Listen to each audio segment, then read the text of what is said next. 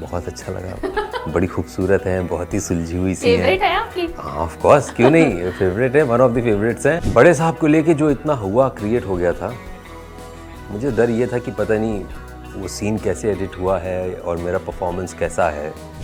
सुरमई अखियों में नन्हा मुन्ना एक सपना दे जरे, निंदिया के उड़ते पाखी रे, अखियों में आजा साथी रे। तो मुकेश जी का फ़ोन आया, मुकेश छाबड़ा जी का, और उनका था भाई आपको दाऊद इब्राहिम करना है, ये फिल्म है, ऐसा ऐसा है।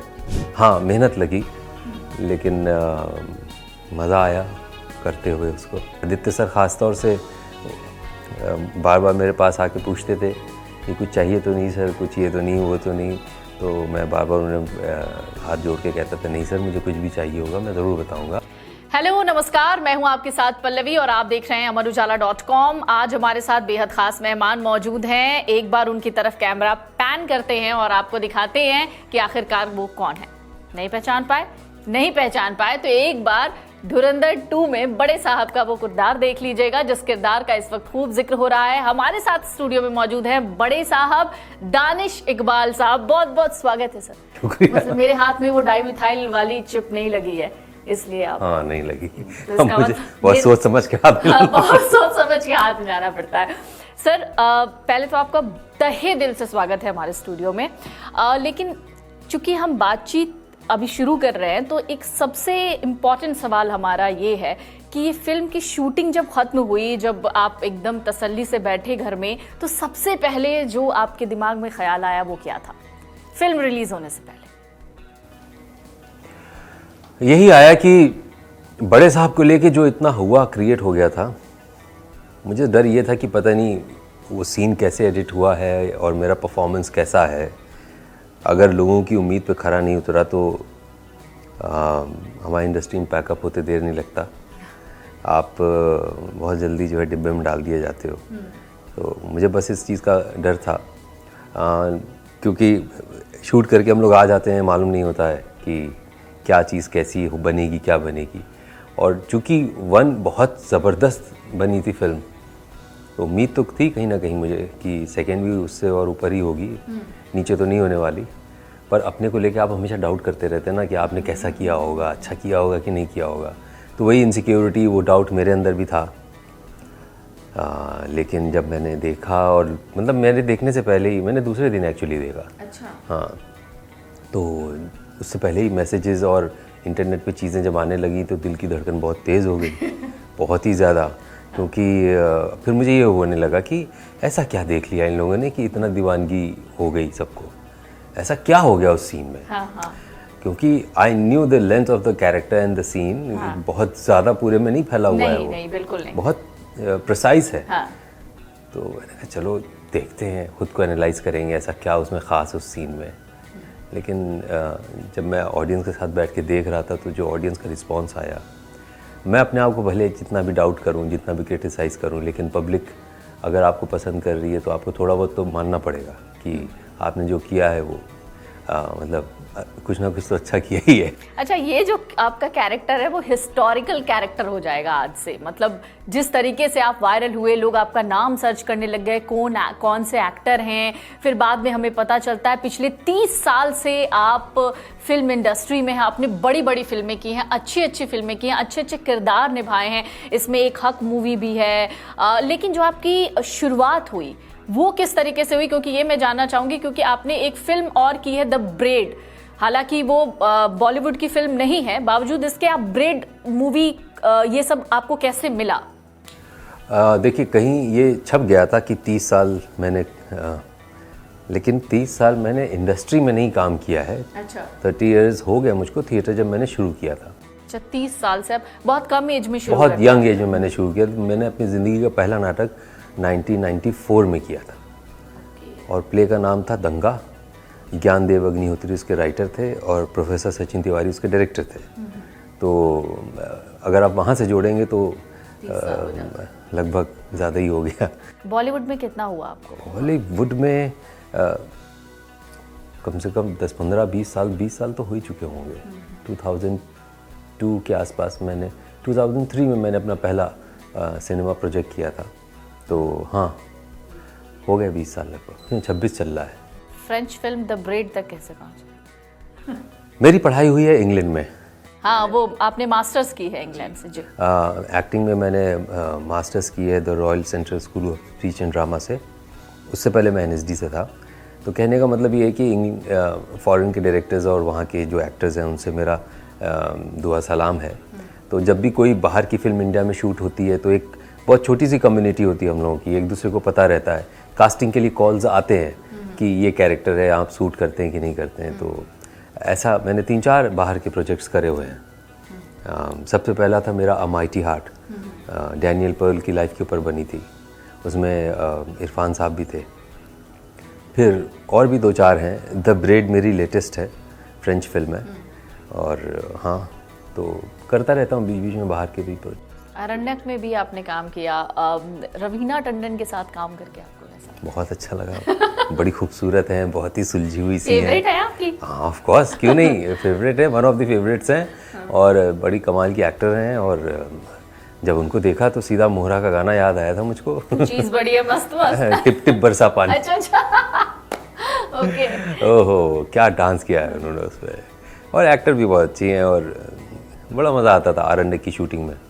वो पहाड़ों पे हम लोग बर्फ़ के बीच में शूट करते थे। तो और उसमें से बड़े दिग्गज एक्टर्स हैं अरण्यक में। नेटफ्लिक्स की ये सीरीज़ है। मूवी भी कमाल की है वो। जी, वेब सीरीज़ है। हाँ, बहुत वेब सीरीज कमाल की है। फिर से एक बार लौटते हैं बड़े साहब के किरदार पे।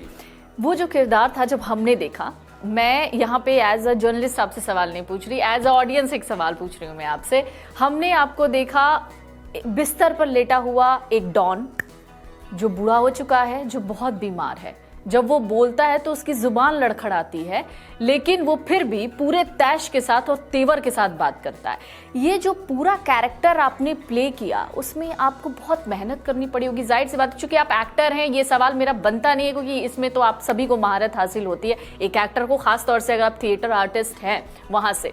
लेकिन फिर भी आपको उसके लिए कोई एक्स्ट्रा मेहनत करनी पड़ी। वो बुजुर्ग तरीके से एक आवाज़ निकालना, बीमार आदमी कांपता हुआ बोल रहा है, फिर भी उसमें एक सख्ती है, मतलब वो सब कैसे किया आपने? बड़ा अच्छा सवाल है आपका। मेहनत तो देखिए कोई भी किरदार आप कर रहे हो करनी पड़ती है। कुछ ईजिली किरदार आपकी तरफ आ जाते हैं, कुछ ऐसे कैरेक्टर्स होते हैं जो आपके पास आसानी से नहीं आते। तो ये दाऊद इब्राहिम का इस एज का जो है, ये मेरे पास बहुत आसानी से मेरे अंदर नहीं घुसा, बहुत वक्त लगा। लेकिन कुछ घर के बुज़ुर्ग, कुछ आस पड़ोस के बुज़ुर्ग, मैं जब भी मॉर्निंग वॉक करने जाता था तो मैं देखता था जब बुज़ुर्ग वॉक कर रहे हैं तो उनको कोई एलिमेंट है, कोई लाठी लेके चल रहा है, स्टिक है उसके पास, कोई कुछ है। मैं ऑब्जर्वेशन मैंने थोड़ा सा उस एज ग्रुप में बढ़ाया अपना, देखूं कि इनकी बॉडी कैसी है। कुछ लोगों से बात भी करता था, उस बॉडी से जब आवाज़ निकलती तो कैसे निकलती है। और मैं कभी हॉस्पिटल किसी भी काम से जाता था तो मेरी निगाहें इसी तरह के पेशेंट्स पे ज़्यादा होती थी जिनको थोड़ा सा ब्रीदिंग की प्रॉब्लम हो या कुछ ब्रेथलेस फील करते हो। ये सारा ऑब्जर्वेशन, फिर उसके बाद अथॉरिटी भी है उसकी, वो सिर्फ बीमार नहीं है, एक इतना बब्बर शेर जैसा इंसान बीमार है।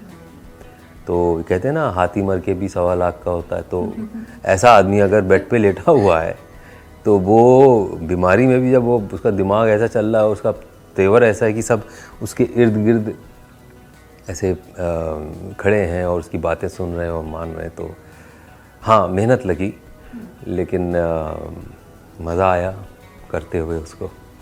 अच्छा, आपका मेकअप कमाल का था, मतलब जिसने आपको उस किरदार में देखा वो आपको अभी पहचान ही नहीं पाएगा जब तक कि वो गूगल ना कर ले। तो वो जो प्रोस्थेटिक मेकअप था वो पूरा का पूरा प्रोस्थेटिक था। उसको मेकअप होने में भी 4, 5, 6, 7 घंटे लगे होंगे, उतरने में भी 6, 7, 8 घंटे लगते हैं। ये मेकअप का जो प्रोसीजर था वो आपके लिए कितना हॉन्टिंग था? देखिए, चीज़ें बनती दिक्कत से हैं, वक्त लेती हैं, बिगड़ती बहुत जल्दी हैं। और इसको लगाने में 7-8 घंटे तो लग ही जाते थे मिनिमम। उतरता थोड़ा जल्दी था, लेकिन फिर भी ये पूरा प्रोसेस अभी बात करते हुए बड़ा अच्छा लग रहा है मुझे। लेकिन उससे हो के गुज़रा हूँ। जब गुज़र रहा था उस वक्त चैलेंज था, लेकिन एज आई सेड कि जैसे मैं कैरेक्टर जैसे जैसे मेरा मेकअप होता जाता था वैसे वैसे धीरे धीरे मैं कैरेक्टर में इंटरनली मेंटली घुसता चला जाता था। और जब फाइनली अपने आप को मैं आईने में शीशे में देखता था, पूरा जब मेरा कंप्लीट हो जाता था, तो मुझे लगता था ये कोई और व्यक्ति सामने खड़ा है, मैं नहीं हूँ। हाँ, मैं खुद से खुद को देख पाता था, और वो जब मैं उस देखता था तो मैं ट्रांसफॉर्म हो जाता था। और मुझे अभी भी याद है जब मैंने उस लोकेशन में फ्लोर पे जब मैं एंटर किया, जब वो रूम जहाँ है, तो सब हतप्रभ थे मुझे देख के, एकदम भौचक्के थे। सबको लगा कौन आ गया कमरे में। लेकिन फिर थोड़ी देर में आदित्य सर आते, आइए आइए आइए, चलो, सबको लगा कोई बीमार आ गया है। बेड कहाँ, ये कंबल हटाओ, हाँ लेटिए सर, आपको कोई तकलीफ तो नहीं हो रही है? उन्होंने नहीं, मुझे तकलीफ नहीं हो रही है। आप कुछ खाएंगे? मैंने कहा मैं खा नहीं सकता। अच्छा नहीं खा सकते? वो देखते थे पीछे, पी तो सकते हैं आप? हमने कहा मैं पी सकता हूँ, लेकिन मैं कुछ पीऊँगा नहीं, क्योंकि आप हाँ। तो बड़ा मज़ा आया उसको करके, उस स्टेट में मैं जाता था, एकदम ज़ेन मोड था वो।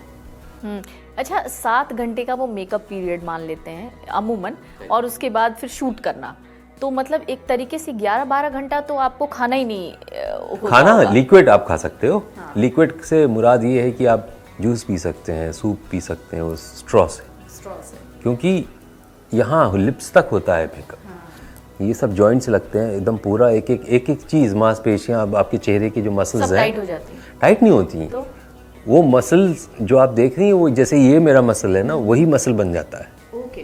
तो जब मैं अगर इसको ज़्यादा ऐसे करके करूँगा तो वो ढीला होना शुरू हो जाएगा, so it will start coming out. और वो एक बार बाहर आया, या थोड़ा सा भी कहीं से हो गया, तो फिर उसको करने में फिर उतना ही प्रोसेस लगेगा। तो हम शूट कब करेंगे अगर यही करते रहेंगे?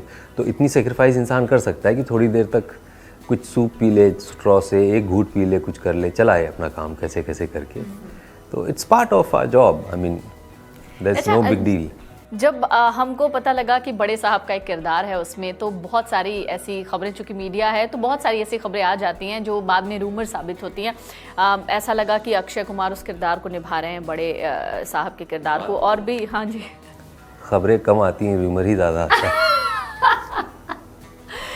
लेकिन ये चीज़ तो थी कि आ रहे थे तो बड़े बड़े एक्टर्स के नाम सामने आए कि वो बड़े साहब का किरदार निभा रहे हैं, लेकिन जब आपने वो किरदार निभाया तो आपको ऐसा नहीं लगा कि मतलब आपने एक झटके में सभी बड़े एक्टर्स को रिप्लेस? अरे ऐसा प्लीज़ मत कहिए, ऐसा मत कहिए। मैंने किसी को रिप्लेस नहीं किया, मैंने कोई बहुत बड़ा तीर नहीं चलाया। मैंने बस जितना मुझे आता था बड़ी ईमानदारी से मैंने उसको करने की कोशिश करी है, और जो मैंने किया वो मेरी ईमानदारी शायद दर्शकों को दिख रही है और वो उसको सराह रहे हैं। It's as simple as that. और बात करने को तो मैं देखता हूँ कहीं ऐसा भी लगा होता है कि मेरी फ़ोटो लगी है और मेरी फ़ीस 10 करोड़ लिखी हुई है। अगर 10 करोड़ मुझे कभी मिल जाए तो मैं शायद सालों काम न करूँ। तो कहने के लिए लोग कुछ भी कह देते हैं ना, वो तब तो स्पेकुलेशंस हैं, उस पर क्या बात की जा सकती है। लेकिन मुझे जितना आता था मैंने पूरी ईमानदारी से इस किरदार को करने की अपनी सलाहियत के हिसाब से कोशिश करी है। रणवीर सिंह और अर्जुन रामपाल के साथ काम करके आपको कैसा लगा? बहुत अच्छा लगा, और ये सवाल मुझसे कई लोग पूछ रहे हैं और मैं उनकी तारीफ़ करते नहीं थक रहा। बहुत ही हम्बल, बहुत ही पोलाइट, और आपको इतना अच्छा फील कराते हैं कि आप उनके साथ ये नहीं सोचते कि इतने बड़े एक्टर के साथ या इतने स्टार के साथ आप काम कर रहे हैं। दे आर थॉरो प्रोफेशनल्स, और वो जानते हैं कि एक इंसान से इंसान भी तो मिल सकता है। हमेशा स्टार से दर्शक मिले या इंसान मिले ज़रूरी नहीं है। बहुत ही अच्छे इंसान हैं, और वहाँ हम लोग जब काम करते हैं तो बहुत फोकस होकर काम करना पड़ता है, क्योंकि हेक्टिक है। इट्स नॉट लाइक, लोगों को लगता है कि शूटिंग बड़ी मज़े की चीज़ है, लेकिन मैं शर्तियाँ कहता हूँ कोई आके एक दिन पूरा बिता दे सेट पे तो वो मतलब पलट के सेट का मुंह नहीं देखेगा, क्योंकि एक ही चीज़ को बार बार करना, बारीकी से करना, फोकस होके करना, लाइन एकदम सही निकलें, जो पंक्चुएशंस हैं, जो डिक्शन है, तो बहुत फोकस चाहिए, बहुत नेक्स्ट लेवल का फोकस चाहिए। आदित्य धर के डायरेक्शन में, चूँकि आपने इससे पहले भी बहुत सारी फिल्में की हैं, एक फ्रेंच फिल्म भी की है जिसका हमने थोड़ी देर पहले जिक्र किया, उनके डायरेक्शन में ऐसा क्या ख़ास था और आपको बिल्कुल अलग दिखा उनके डायरेक्शन में? जैसे मैंने कहा ना आपसे कि सेट पे माहौल बहुत ही खुशनुमा था, बहुत ही प्यार भरा था। सब एक दूसरे की बहुत केयर कर रहे थे, और मुझे थोड़ा ज़्यादा पैम्परिंग हो रही थी क्योंकि मैं बीमार था। मैं बेड पे लेटा था, in fact I was on a death bed. तो आदित्य सर ख़ास तौर से बार बार मेरे पास आके पूछते थे कि कुछ चाहिए तो नहीं सर, कुछ ये तो नहीं, वो तो नहीं। तो मैं बार बार उन्हें हाथ जोड़ के कहता था नहीं सर, मुझे कुछ भी चाहिए होगा मैं ज़रूर बताऊंगा, अभी मुझे कुछ नहीं चाहिए। कहें आपको कोई तकलीफ़ तो नहीं हो रही? हमने नहीं सर, बिल्कुल ठीक हूँ मैं, आराम से करते काम।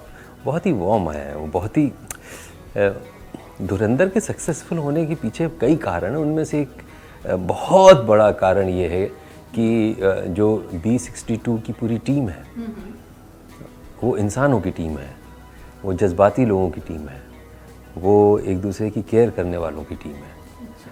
और सारे एक्टरों ने मेरे ख्याल से पूरा जान लगा दी है इसी वजह से, क्योंकि काम से ज़्यादा वहाँ पे मोहब्बत आपको मिल रही।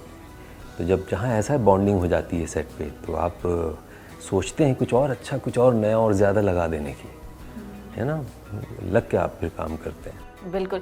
2 छोटे छोटे सवाल हैं मेरे अभी। ये फिल्म कैसे ऑफर हुई?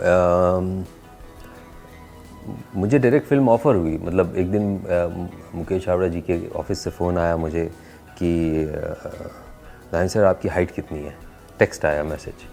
हमने कहा हाइट क्यों पूछ रहे, पुलिस में भर्ती होना है क्या मुझको? तो कहने लगे नहीं ऐसे ही पूछ रहे, बता दीजिए।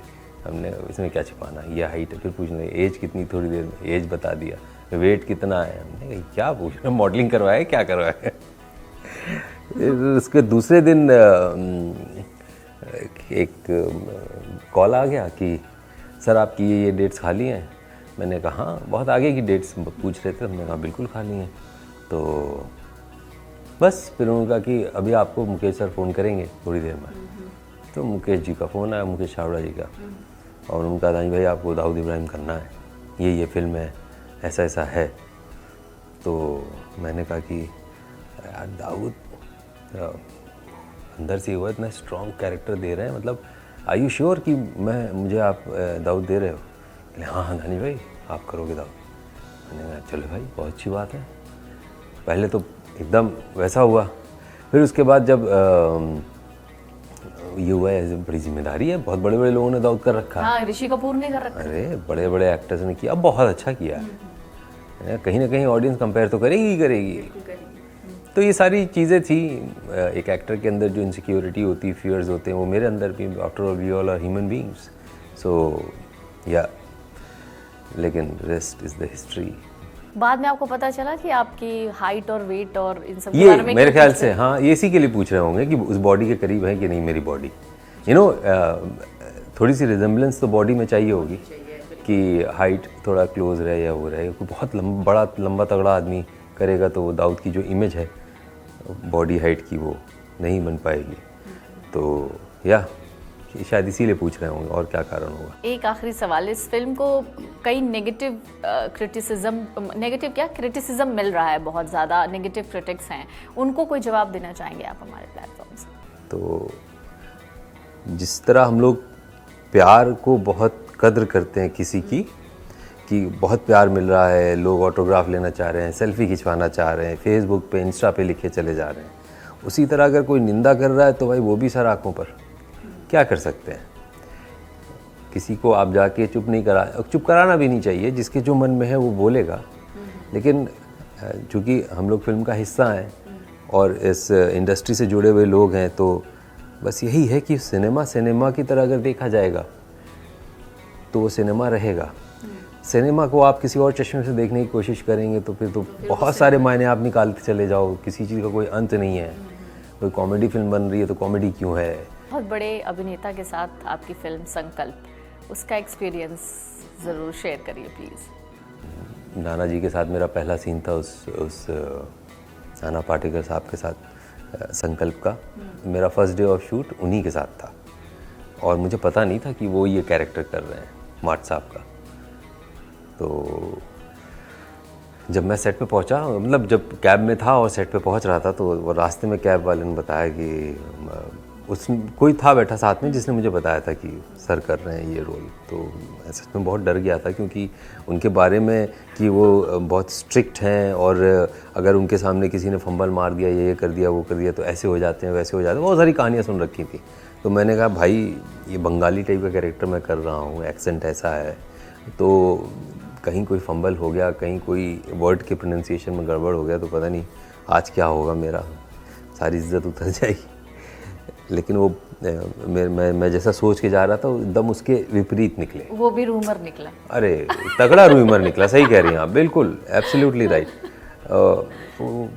जैसे ही गए, एक शॉट हुआ, उस शॉट के बाद उन्होंने मुझसे पूछा मेरा नाम थिएटर करता है, मैंने कहा हाँ थिएटर से हो, अच्छा करता है। हमने कहा बस अब आपने एक बार अच्छा कह दिया तो बस हो गया, अब मुझे और कुछ नहीं चाहिए, अब तो सब अच्छा हो ना हो मैं अच्छा मानूंगा उसको।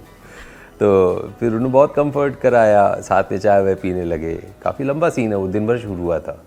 हाँ, और फिर हम लोग रिहर्सल भी करते थे साथ में बैठ के। वो बहुत मेहनत करते हैं, उनके पास एक डायरी होती है, उस डायरी में खुद से हाथ से डायलॉग लिखते हैं, उसको तब तक लिखते हैं जब तक वो एकदम कंफर्टेबल ना हो जाए उससे। मतलब इतना काम करने के बाद भी मैंने देखा कि वो इतनी मेहनत करते हैं। और हम लोग मतलब जुमा 2 दिन नहीं हुए एक्टिंग शुरू किए हुए, और कई बार सोचते हैं कि अरे हो जाएगा हो जाएगा, बट वो इतने सीनियर एक्टर इतनी मेहनत करके तैयारी करते हैं, सीखने लायक है बहुत। और जो थोड़ी देर पहले आपने एक सवाल का जवाब दिया कि नए बच्चों को एक्टिंग फील्ड में जाने के लिए डूज एंड डोंट्स के, तो उसमें मुझे लगता है ये बेस्ट एग्जांपल है जो अभी आपने। अरे देखिए आजकल जो लोग नई खरपतवार आई है, वो नाना सर की तरह तो मेहनत शायद ख्वाब में भी ना सोच पाए। वो उतना ही कर लें कि कहीं पढ़ लें या कुछ कर लें, वहाँ से शुरुआत हो सकती है। फिर अगर वो सस्टेन कर जाते हैं तब फिर यहाँ तक पहुँचते पहुँचते तो शायद मतलब मेहनती इंसान है। और बहुत प्रेरित किया उन्होंने मुझे कि कैसे आप अपने क्राफ्ट के ऊपर कैसे मेहनत करके उसको और अच्छा बना सकते हैं। धुरंधर 3 आ रही है? पता नहीं, आई रियली डोंट नो। इसका सही जवाब सिर्फ आदित्य सर दे सकते हैं। अगर उनके दिमाग में उनकी ओरिजिनल प्लानिंग में धुरंधर 3 होगी तो अवश्य आएगी, अगर नहीं होगी तो मेरे ख्याल से कोई ऐसी चीज़ नहीं है जो उन्हें वो कर दे कि चलो धुरंधर 3 बना लो, ऐसा अगर होगा ओरिजिनल प्लान में या उन्होंने थोड़ा सा भी पहले सोच रखा होगा तो मुझे लगता है वो बनाएंगे। फिर आपको गाने पसंद है? हाँ मुझे बहुत पसंद है। गुनगुनाना पसंद है? अरे अभी गला तो देखिए मेरा बैठा हुआ है आप पहले ही समझ गए कि मैं क्या आप कहेंगे कि गुनगुनाओ कोई गाना, लेकिन मेरा सच में फिर भी आपका कोई फेवरेट गाना है जो आप अक्सर सुनते हैं, आप जो हमेशा सुनते हैं, मतलब जब आप उदास हो, आप बहुत खुश हो, हमेशा वो गाना जरूर सुनते हो आप? अगर आप 2 लाइन उस गाने का गुनगुना दें, सिर्फ 2 लाइन, ताकि हमें भी तो पता चले कि देखिए मेरा गला बैठा हुआ है। आप फिर भी मुझे लगता है बहुत अच्छा गाना, सब भाग ना जाए। कोई नहीं भागेगा। सुरमई अखियों में नन्हा मुन्ना एक सपना दे जरे, निंदिया के उड़ते पाखी रे, अखियों में आजा साथी रे, ऐसे ही कुछ है। यारी रारू। बहुत अच्छा लगा सर आपसे बातचीत करके, और बड़े साहब से तो आप मिल ही लिए होंगे, और बड़े साहब से मिलने के बाद आपको कैसा लगा वो ज़रूर लिखकर बताइएगा। बड़े साहब का रोल आपको कैसा लगा वो ज़रूर लिखकर बताइएगा, और साथ में ये भी बताइएगा कि क्या आप बड़े साहब को आने वाले और भी प्रोजेक्ट, बड़े साहब को नहीं, दानिश जी को आने वाले और भी फिल्मों में देखना चाहते हैं, किस तरीके की फिल्मों में देखना चाहते हैं वो ज़रूर लिखकर बताइएगा। अगर आप ये वीडियो YouTube पर देख रहे हैं तो हमारे चैनल को सब्सक्राइब कर बेल आइकन दबाएं, और Facebook पर देख रहे हैं तो हमारे पेज को लाइक करें।